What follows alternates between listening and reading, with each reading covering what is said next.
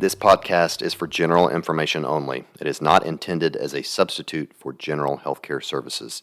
If you have medical conditions, you need to see your doctor. Use of this information is at the user's own risk. Welcome to FitRx with Dr. Greg Dennis. Join me as we challenge the standard sick model of healthcare. This is your source for everything health, wellness, prevention, fitness, biohacking, and more.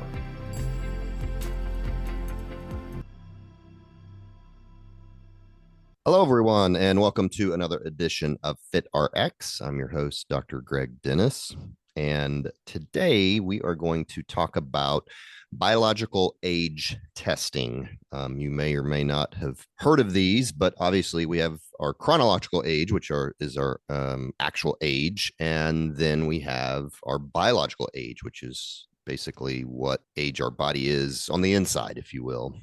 There are a number of different biological age tests out there. And today we are going to talk about one in particular called GlycanAge. I am very excited about this. So I first heard about this test when I was at the Age Management Medicine Conference in Miami back in the spring. And what I liked about this particular biological age testing is it tests multiple different things, which we'll go through.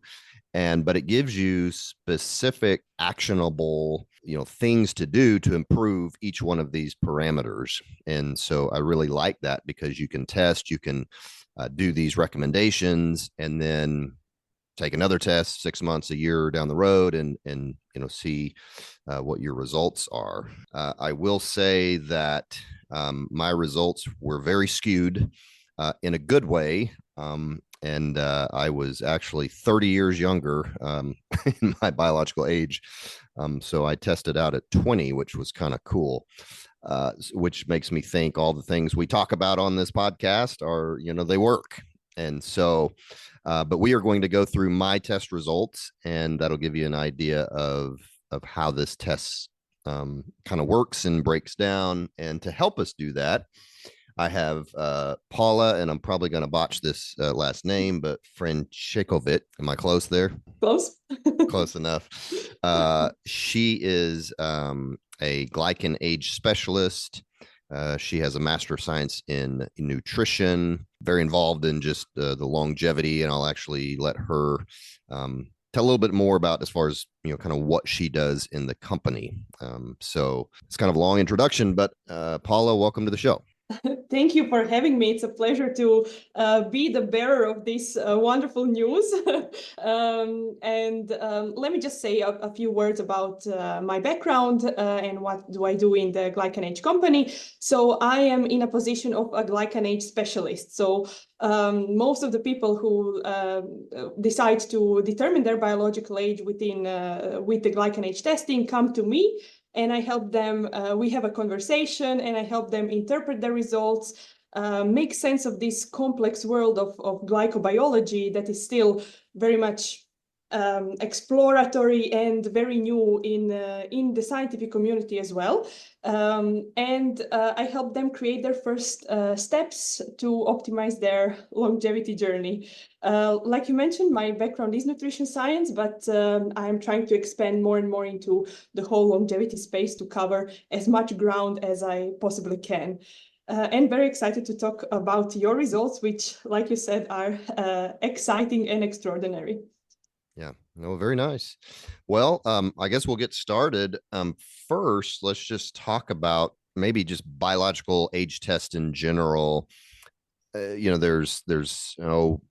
would say in general, it's a pretty new science. And there's other tests that check for like telomere length and different things. But this one is a little bit different. And so I guess maybe talk about those other ones just very briefly, and then talk about GlycanAge, specifically what the heck are glycans and how this kind of checks for biological age. Yes, that's a very broad subject, and yes, biological age tests are new. I would say that the first biological age tests were put to the public in 2013. That was the GlycanAge test, and it was the Steve Horvath's methylation-based testing. And from that, we expanded, and there's lots of ways to measure your biological age in this day and age. So the notion of biological age kind of scattered around a little bit. It used to mean one thing, but now, for example, your smartwatch can give you the biological age. So I know that a lot of people are quite confused about this, and they equate, for example, the biological age that you get from, for example, your diagnostic scale versus the one that you get from a biological age test. They are not the same. Sometimes you can combine a few of the tests to kind of get the fuller picture of your body. For example, there are also specific ways, specific tests for example, determining the biological age of different organ systems, for example, your brain health, your heart health, and so on. And they also are based on different biological bases and background, like you said. So you can measure the telomere length, and in that way calculate the biological age. You can also look at your genetical factors. You can look at your methylation patterns. All of these things are an emerging science. So there is still not one consensus of what is the best and what we should look at first. It depends on your goals, and it depends on what you want to achieve with the biological age testing. Let me try to explain the differences and how GlycanAge differs in this whole realm of biological age testing. In GlycanAge, we are focused on looking at your glycans in the immune system. And glycans are also one additional layer of complexity because they're also very new. So it's the science behind GlycanAge testing is based on glycobiology science. So glycans are actually specific sugars, very complex sugars that our body makes. And they are kind of the accessories to our proteins and our cell structures. So most of the proteins that are well known to us are actually glycosylated. So they have many, many glycans on their surface. One of the examples is, for example, collagen protein. Most of us are familiar with the collagen protein. However, in our body, this collagen protein is covered with a fuzzy layer of many, many different glycan structures around its structure. And if something goes wrong in the process of putting the glycans on top of this protein, it cannot function very well, and it can, make us age faster and make our skin look droopy and so on. So glycans kind of give us an additional layer to look for and to optimize if we are thinking about achieving a healthy longevity. And I'll talk more about specifics about the GlycanAge testing. Would you like me to do so now, or do you have some more questions for me before I dig into the specific details about the testing? Yeah, no, I think that's good. Well, let's just get into specifically about the GlycanAge. So yes, so in GlycanAge testing, like I said, we are focused on glycans, but we are focused on glycans on the immune system molecules. So what we do in this test is we take your blood sample and we isolate the immunoglobulin G molecules. This is the most abundant family of antibodies in our immune system. And they are very interesting. They have a rich, vibrant layer of glycans around them. And these glycans can either be created in a pro-inflammatory or an anti-inflammatory way. So by measuring those glycans, we can see if your immune system perhaps has some negative side effects is impacted in a negative way with the low-grade chronic inflammation process. And this is actually what separates the GlycanAge testing from other biological age tests, because we are so sensitive to determining the negative effects of low-grade chronic inflammation. And we know that inflammaging, so rapidly aging due to the negative effects of inflammation, is one of the newest hallmarks of aging. So it's quite important for us to map out the effects of this low-grade chronic inflammation process on our immune system in order for us to have a good handle of on the overall aging process. This is still a new notion, and inflammation is something that is also kind of mysterious and hard to define these days. So I would say there are two main types of inflammation. You could have acute inflammation, which is actually beneficial. If you have an infection or a cold, your body responds with activating these inflammatory molecules to help you fight off that infection. However, in these modern times, we have problems with low-grade chronic inflammation, which can be an underlying silent killer, I would say. Throughout the years, it can accumulate, and it's typically asymptomatic until it's very, very symptomatic. And it's an underlying issue in most of the chronic diseases that ail us these days. So, for example, chronic inflammation is present with obesity, with type 2 diabetes, with chronic kidney disease, with all of these chronic conditions. So it's quite important to, put a number on this and follow it throughout the years and optimize before it's too late. Does this make sense to you? Yeah. And so, what I like about these kind of tests is it's kind of quantifiable data that you have a starting point, you can make changes that are recommended, and then you can retest and see if what you're doing is working. So it's kind of a nice set of data, I guess, to have. Yes, and this is also an important point. So glycans are changeable in a matter of 3 to 6 months.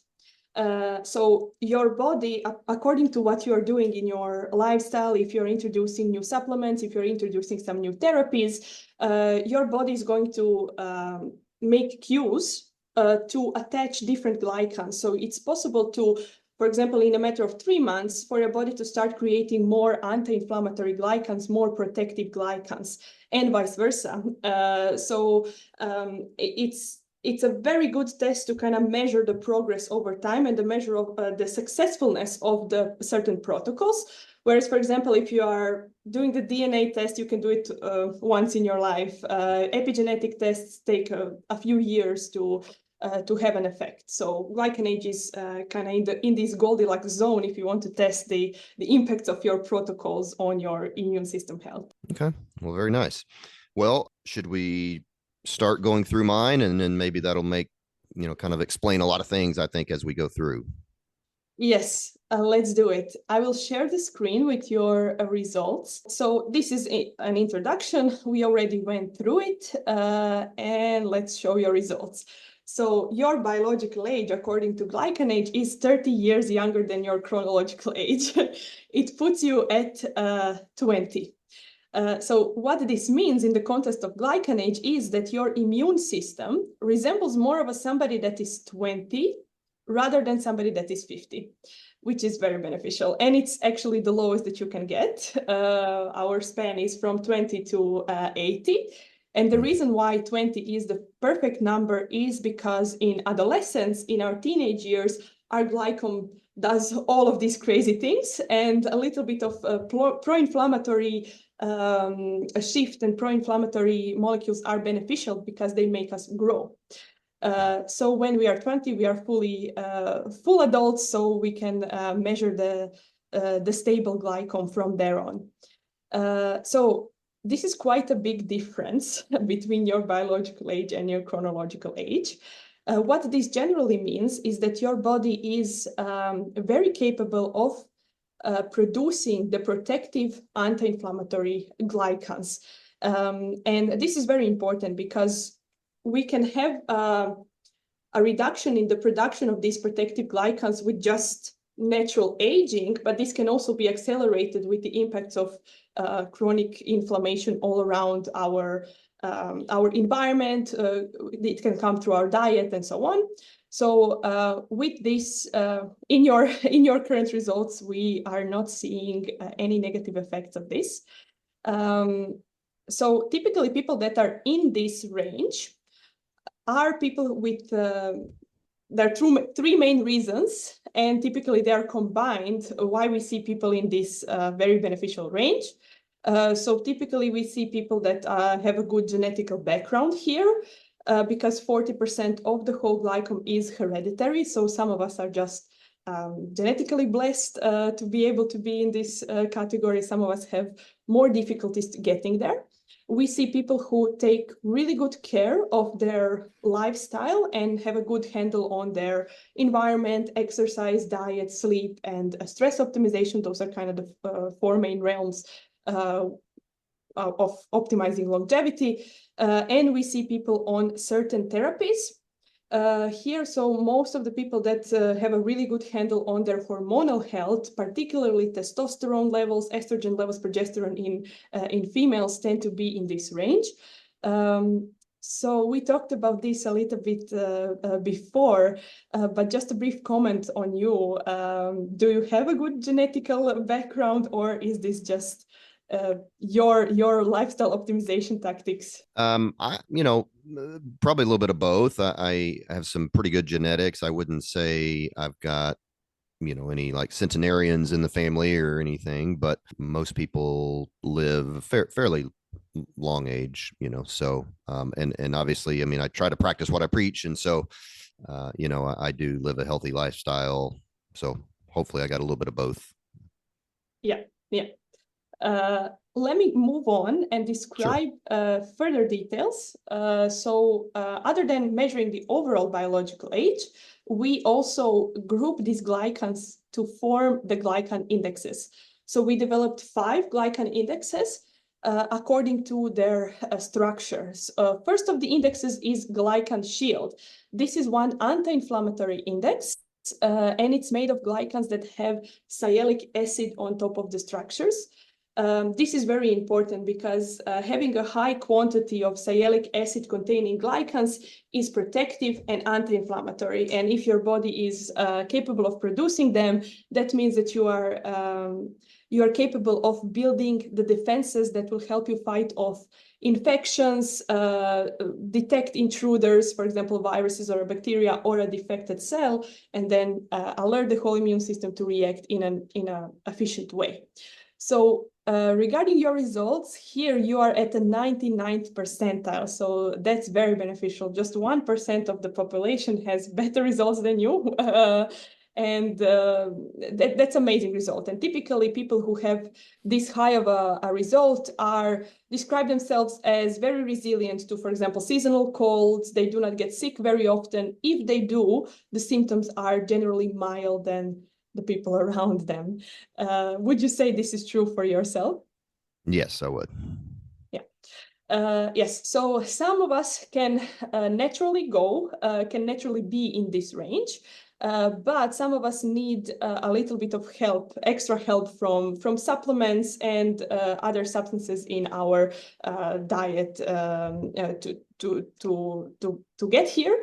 So most of our research so far, and we need to conduct even more research to confirm this, but we know that majority of the supplements and nutrients that actually boost the immune system function tend to increase the level of these glycan shield protective glycans. So typically people who have a really good handle on their, for example, vitamin D levels, omega-3 levels, magnesium levels, and take some antioxidative supplements either from the diet, from various plant and vegetable sources, or from supplements, tend to increase the level of these anti-inflammatory substances. Anti-inflammatory glycans, sorry. It's been a long day. So can you tell me a little bit about your supplement and nutrition routine? I think we talked about this, but I think it's a true testament of your high result here. Yeah, so it's interesting that everything that it shows are things that I preach. And so it's kind of cool to see that. Number one being protein kind of optimization. And I preach because I don't feel like most people get enough protein. So I try to I try to get a fair amount of protein in my diet. Vitamin D, if people on my podcast or certainly patients of mine, they know that I preach vitamin D, and in my opinion, it's probably the number one, supplement out there that I recommend. But you have to know what your levels are to know how much you need, Yeah. is what I tell people. But yeah, so my vitamin D levels are where they should be. They're what I consider optimal. I will say, for people listening, I mean, the normal, quote, normal for vitamin D is a huge range. I mean, anywhere from 30 to 100. And if you are at 30 or 31, you're in the, quote, normal range, but I would not say that's optimal. And so I like to optimize vitamin D. As far as other supplements, magnesium is another one that I take, and basically everything you mentioned. And fish oil. I think we talked about Yes. it at our first meeting, that I did a little protocol with some high dose fish oil. Would be interesting to me to know how much that affected these results, because I was on a pretty high dose, I think, at the time. But so yeah, I think fish oil is great, and so all of those I do personally. That's amazing to hear, and I wish you could have tested before you started your fish oil trial, so we can see how big of an effect we are seeing with this. And just to follow up on the vitamin D intake, I also agree it's quite important. And interestingly, the reference ranges of vitamin D were, if I'm not mistaken, they were determined by looking at how much vitamin D we need for optimum bone health. However, when we look at the history of development of vitamin D receptors, they are also present in spineless vertebrates. So why would they have vitamin D receptors? And one of the reasons for this is because in those species, the primary role of vitamin D is immune system preservation, which is very interesting. And I think we are kind of rediscovering this ancient function of vitamin D. So I would say in the future, we may be redefining what the optimal range of vitamin D is. And what I see from practice, most of us need optimal and a little bit higher levels of vitamin D that is usually recommended. So very much important for optimum immune system function, not only for bone health, as it's kind of the classical role of vitamin D. For sure. Let's move on. We have another anti-inflammatory index here. So it's called Glycan Youth. It's made of also a set of anti-inflammatory glycans. They look a little bit different. They have different endings on top of the glycans. So these sets of glycans have two galactoses in their glycan structures.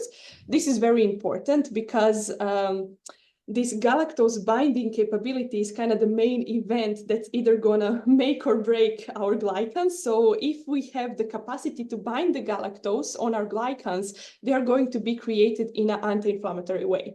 If this capacity is lost, our glycans are going to be created in a pro-inflammatory way.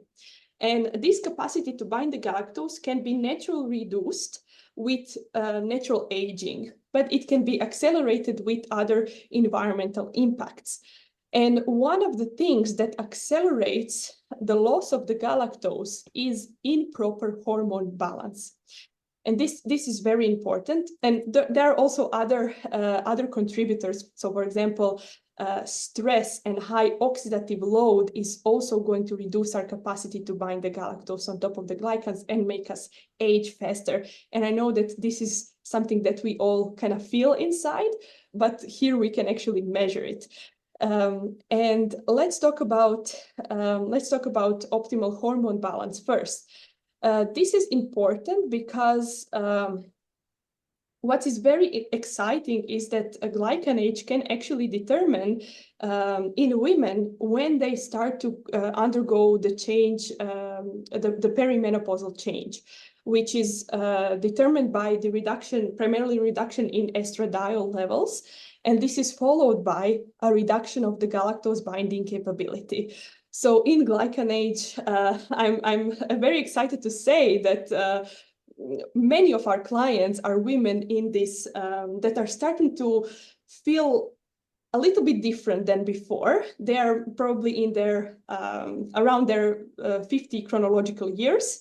And I would say that this part of population is kind of the best biohackers because they're seeking answers. They do not feel great. They are trying to find out what is wrong with them, and they come across GlycanAge, and we can help them a lot and determine if the perimenopause onset is taking place, and then follow them as they go and try different protocols. Similar goes with males. So males also tend to reduce the levels of testosterone just naturally with aging. And this starts also around the age of 50, sometimes before, sometimes later. We can also determine the losses of testosterone here with the loss of the galactose binding capability.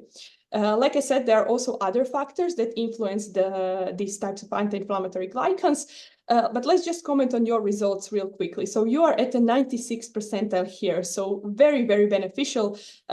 This signifies a high level of the anti-inflammatory protective 2-galactose glycans. So what this tells me is that you have a good capacity to bind the galactose. This is a sign of a good hormone balance. And secondly, even if you have some oxidative stressors in your life, you have ways to combat them, either with your supplementation, with your daily habits, and so on. Do you have some comments about this? Once again, it's nice to see that what I preach is kind of validated, on this report. And one of those being hormone optimization, which I feel is very important in just overall health and longevity. And there's many pieces to longevity as we're going through a lot of them. But one of those, a very important piece is hormone optimization. And, I do that for myself personally, which I'm sure contributed to this based on what you're saying. And, and once again, most people listening probably know this, but there's a difference in quote normal and optimal. And so, yes. What I've always liked to do at my clinic is we optimize hormones in men and women. And so we want to get them to kind of the more optimal levels. And so, I that's what I do for me, personally, which I'm sure affected this particular result. So let me ask you, in your clinic, you are, do you have clients female clients that undergo the change associated with perimenopause? Oh, sure. Yeah. What do you typically measure? So estrogen, testosterone, those are the big ones, sometimes progesterone. And then of course, we're checking thyroid, we're, kind of checking all those things. But as far as hormones, did you ever find some discrepancies? For example, hormone levels being still optimal, but the client not feeling so great, having trouble sleeping, gaining weight? Yeah, I'm sure we've seen that because there's so many variables involved in, what you just said. Stress, sleep, nutrition, all kinds of things. But certainly hormones are something that we want to once again optimize. So. That's very, very interesting. And lots of the clients that I speak with still say, particularly in the perimenopause stage, not like full-on menopause, but the period before this, which can last in some cases 5, even 10 years. For sure. Sometimes we can still see a good enough level of hormones, even optimal in some cases, whereas we are in the glycans seeing a pro-inflammatory shift related to hormone disruption. So it's a nice way to have a holistic view on that specific period of life and be more sure about the hormone replacement therapies and all of the other protocols to implement. Yeah, it would be interesting to see on that patient that you just described if you went ahead and maybe put them on some hormones. If they're not yet menopausal, you wouldn't do estrogen, but for perimenopausal women, a lot of times we do testosterone therapy, sometimes some supplemental progesterone. So it would be interesting to see just that, doing that, what it would do, the change that it would make for this specific, glycan. Yes, from anecdotal evidence, I can tell you that it typically increases the level of glycan-used glycans. but still, lots more studies needed to be conducted to confirm this. But yeah, the picture of an increase in the anti-inflammatory glycans follows a more beneficial feeling in the body of the clients. And I like that you are starting with testosterone, because some of the testosterone can be converted to estradiol if needed in those cases. Okay, yeah. Nice.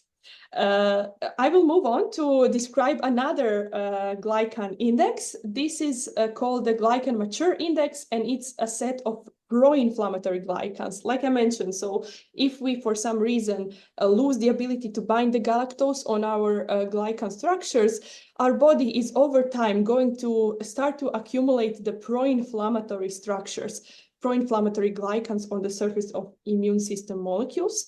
And this is not a beneficial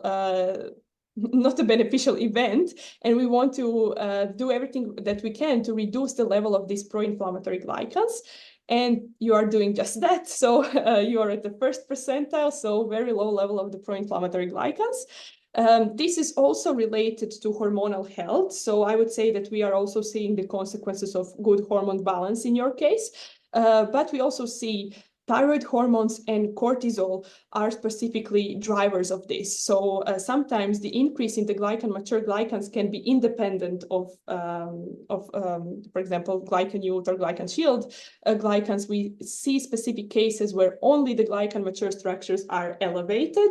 This is sometimes seen in people who have, for example, problems with thyroid health, problems with controlling their stressors throughout their life. So they have an overall higher average of cortisol, which is also something commonly seen in perimenopause and menopause. But here I have nothing else to add. Sometimes we also see that some fasting protocols can reduce the level of the pro-inflammatory glycans. Do you have any comments on this? Did you, for example, experience any benefits from fasting in your clients, in yourself? Yeah, I think it depends. I used to really encourage a lot of fasting, and certainly those that are struggling with insulin resistance or they're diabetic and they're overweight. I think fasting can be a good tool to help improve an overall metabolic health.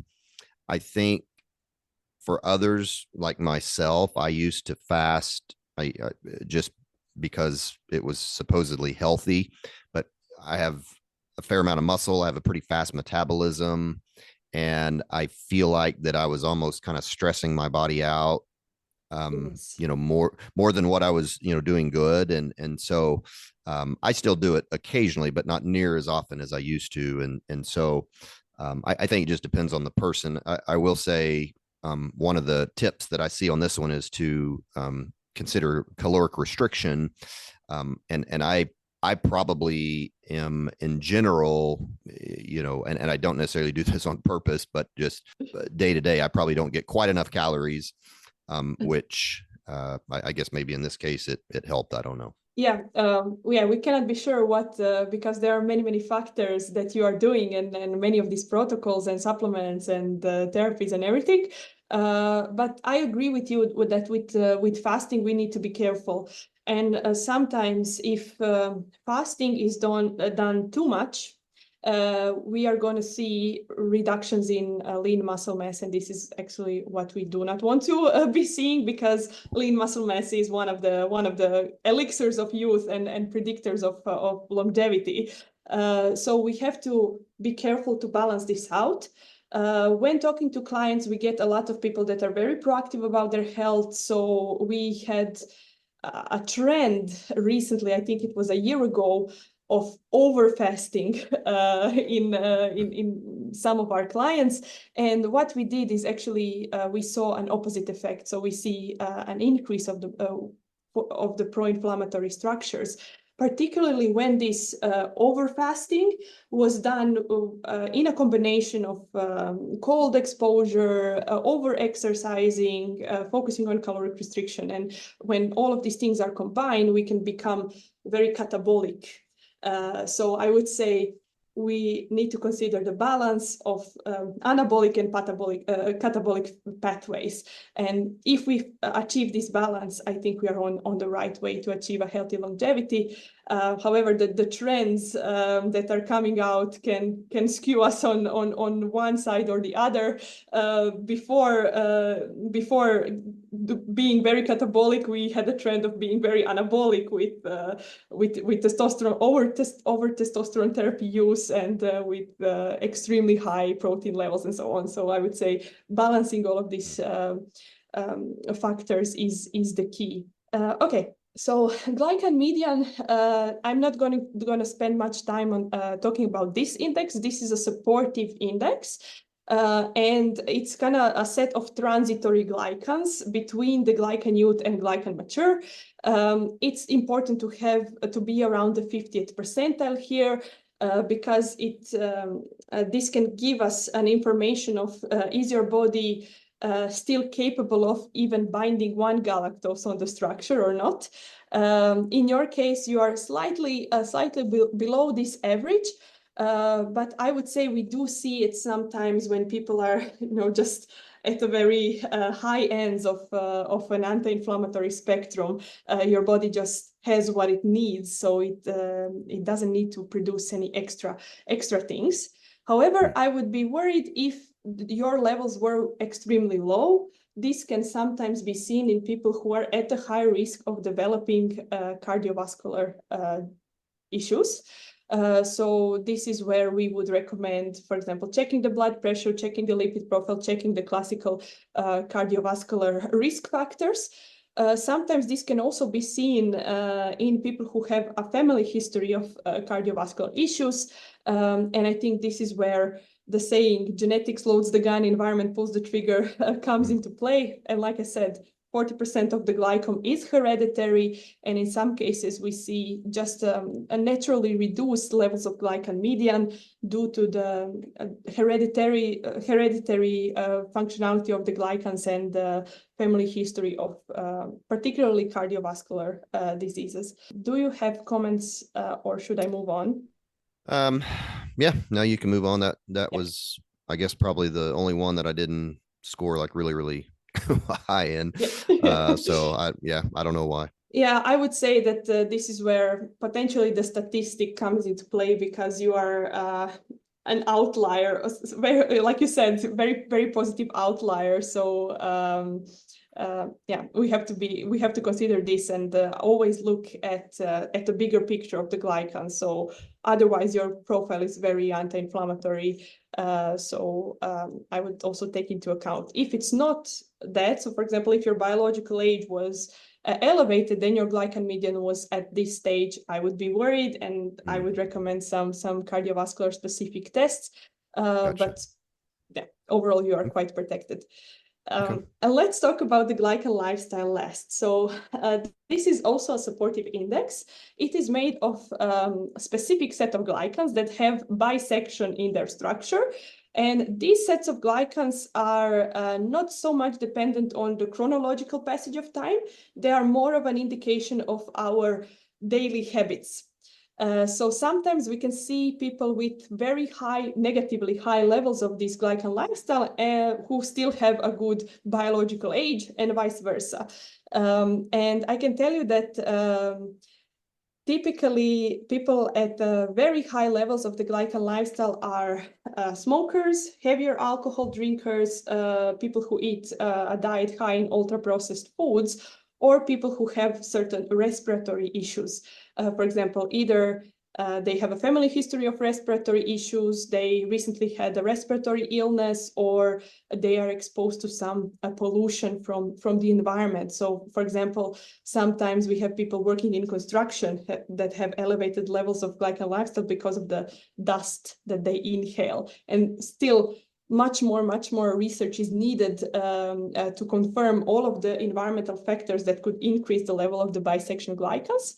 And typically, I can determine who is a smoker with this index. They can still have an overall good biological age, but they cannot hide this particular habit from glycan lifestyle index.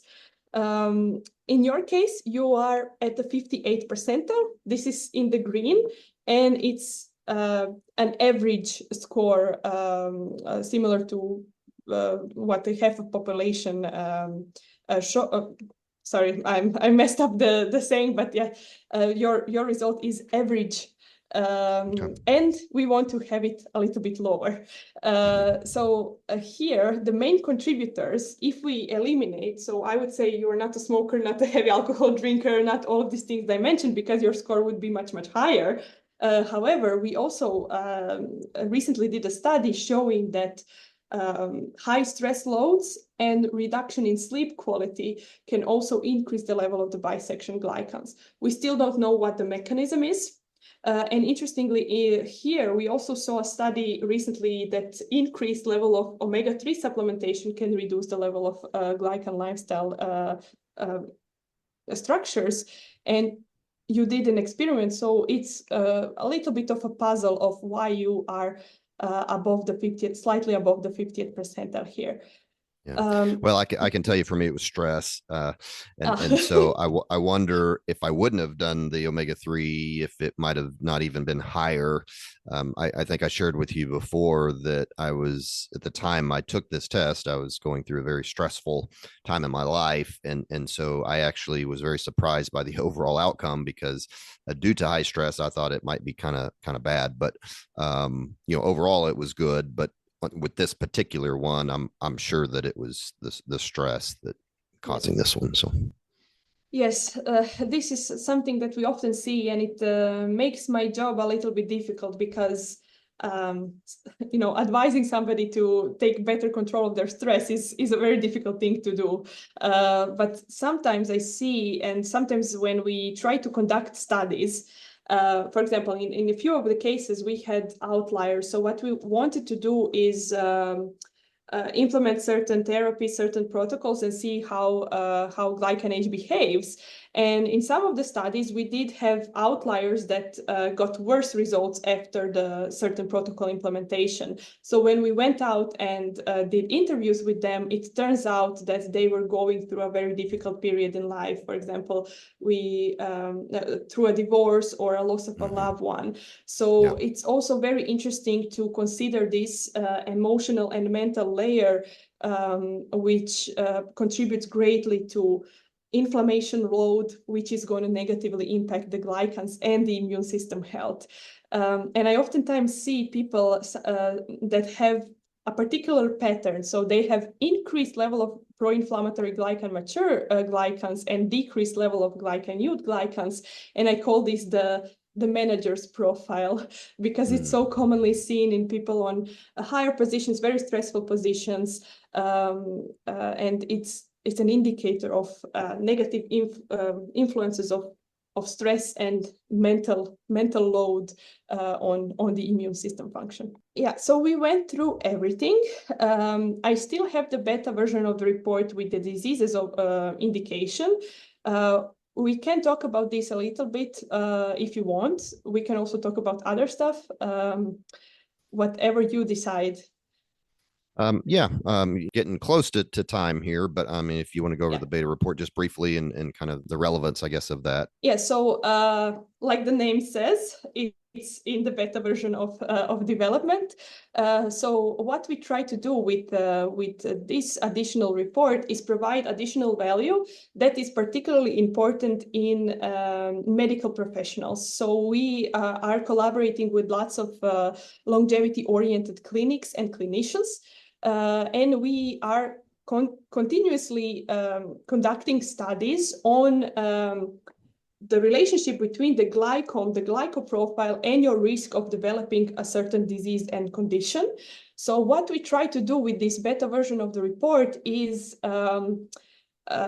determine your unique glycan fingerprint and overlap it with the cases where people had or ended up developing these diseases and conditions listed here. Some of them fall into a category of cardiovascular diseases. We have autoimmune diseases, metabolic diseases, respiratory diseases. We have more data for a lot more diseases and conditions, 72, I think. But for this beta version, we decided to focus on the the most common ones and the ones that we have the most data points for. This is still in the beta stage of testing, but it already is showing to be beneficial and valuable for the clinicians that work with us. For example, most commonly for rheumatoid arthritis, what we discovered is that the overlap of the glycans in rheumatoid arthritis is very specific. So if I go to this page, so a person that could potentially have a higher risk of developing rheumatoid arthritis would typically have at the same time increased glycan mature, decreased glycan median, decreased glycan youth, and decreased glycan shield. So overall, a glycoprofile that is shifted heavily towards the pro-inflammatory side with a loss of these natural defenses. And we also, we have the most studies is done on rheumatoid arthritis so far. And what we also showed is that this pattern of a very specific pattern in the glycans can be seen sometimes 10 years before the full symptomatic full symptoms development.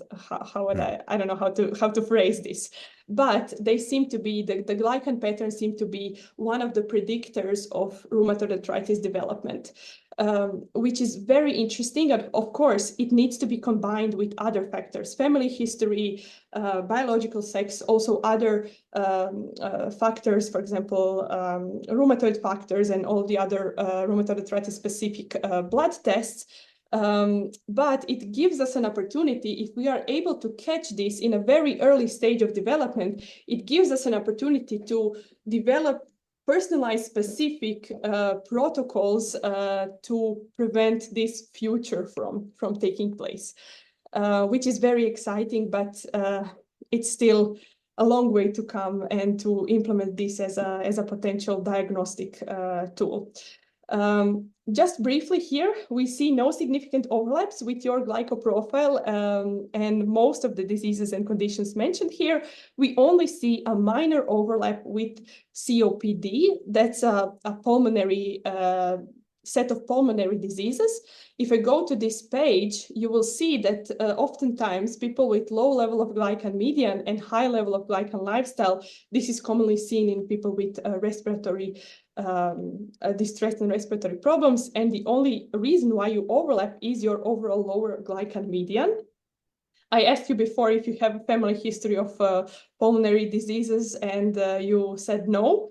But no. This is just a minor overlap. So we are still trying to discover what this would mean. In most of the cases, I would say, well, of course, pulmonary distress can mean a lot of things.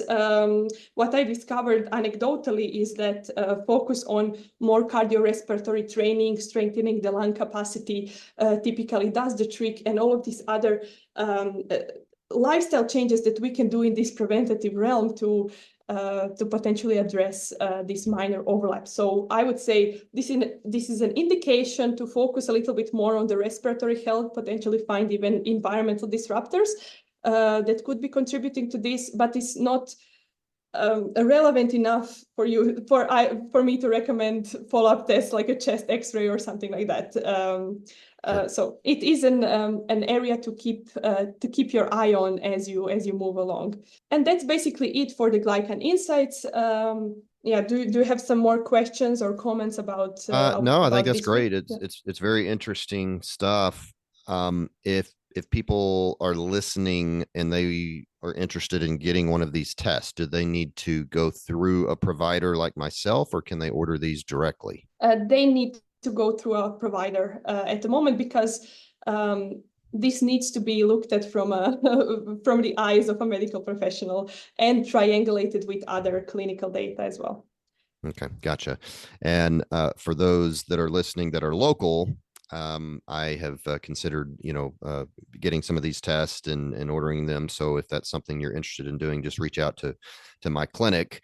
For those that aren't local, how would they go about finding a provider that could work with them on this? Yeah, that's a good question. So you can contact us directly from the GlycanAge website, glycanage.com, and we have a team that is very hands-on and can help you find a practitioner in your area or help you connect with us so we can talk to you and see what works best for your individual case.